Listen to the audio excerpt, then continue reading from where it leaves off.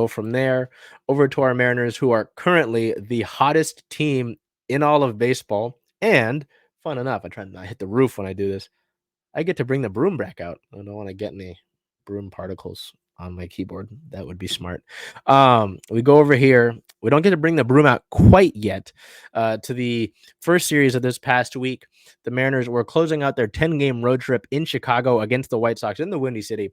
On the first game of the series, on August 21st, the Mariners would win that one, an absolute shellacking, 14-2. Our player of the game, catcher Cal Raleigh, 3 hits, 3 runs, and 6 RBIs on the day.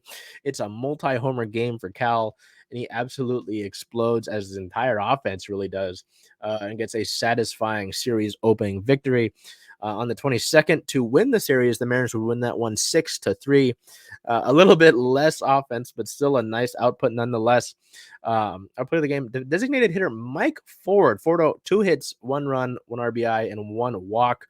You might look at that and think, oh, that's not that great. He did reach base 4 times, which was nice to see. Mike Ford had been having a really rough go of things as of late. Ever since he had this really strong run when he was called up, he had kind of been struggling at the plate, striking out a lot. And you're hoping that, there's a guy you brought up, a guy who does possess some nice power. Hopefully he can turn some things around. And that was a nice game for him. In the series finale, the Mariners were looking for a sweep. It was a day game, a getaway game. It was very hot in Chicago, and the wind was back. If you remember last year when the Mariners were in Chicago, the wind did play a factor in that last game of the series. It was blowing the ball over the place. There were several pop-ups in the infield that kind of got lost because of that wind. So it was a wacky game. It was a wacky game, and especially because of the way it ended, the Mariners would lose that one 4-5. Their winning streak would end at 8 games. It would not go to 9 games. But they would end the road trip with an 8-2 record over 10 games. So it's not the worst thing in the world whatsoever. Our player of the game, second baseman Josh Rojas. Rojas has really been heating up since that Baltimore Orioles series, and he continues to do so here.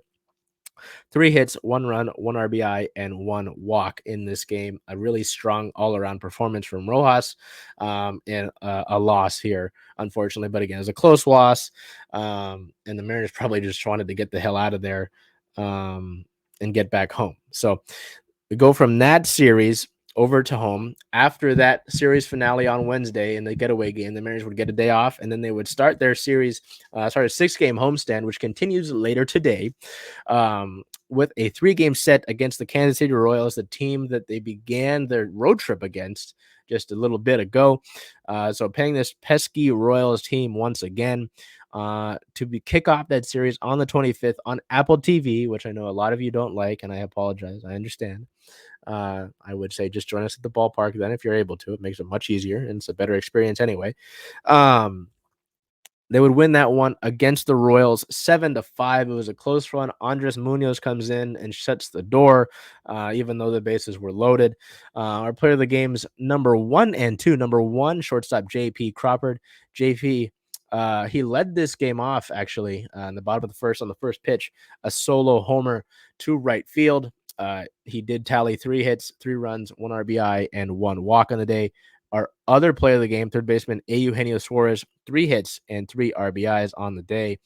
So big days from a couple of Seattle's infielders there, especially the left infielders. Continuing it, the Mariners would win the series with their August 26th victory, a huge and emphatic 15-2 win, similar to that White Sox series opener when it was 14. Was it 14-2 or 3? I want to say it was 2. It was 2. I have somewhat of a memory left. It was an absolute explosion of offense. Able to really cruise here. Logan Gilbert has a nice outing as well on the mound.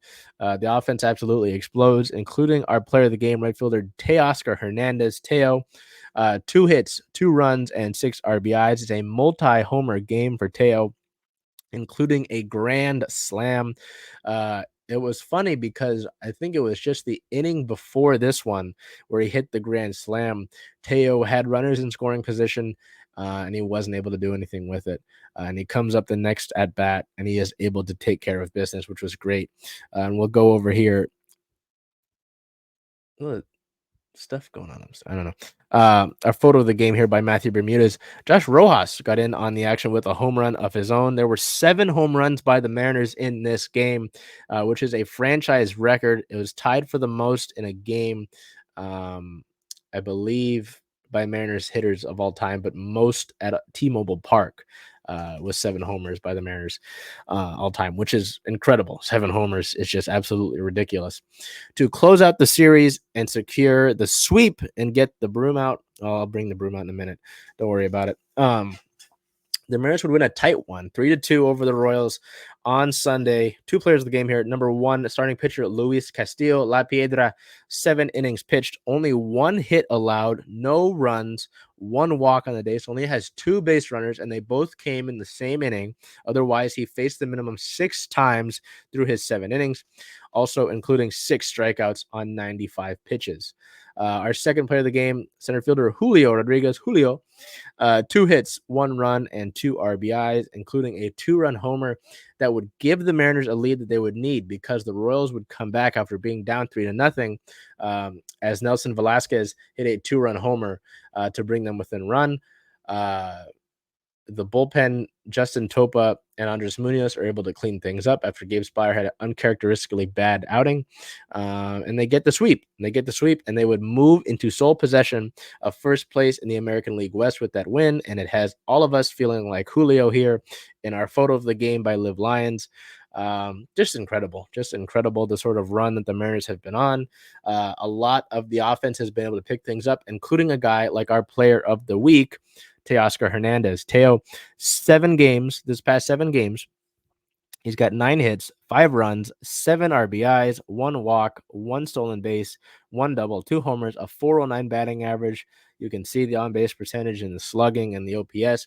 Teo has been doing a lot better as of lately. The summer months have been really good, except for July. I believe July wasn't so great, but June and August have been excellent for Teo, and he's continuing that, and the Mariners are getting the sort of power that they envisioned that they'd get from him from when they acquired him this offseason. So, I did it. Where are the Royals? They're over here. Boop, boop, boop. No, it's big, and I don't want to continue to say it, but I will. I mean, the sort of production that you're seeing from the Mariners and who is doing well are guys that it's all internal. Teoscar is someone who was kind of slow in the early months. Well, not kind of. He was slow in the early months of the season. Julio, who's gotten hot.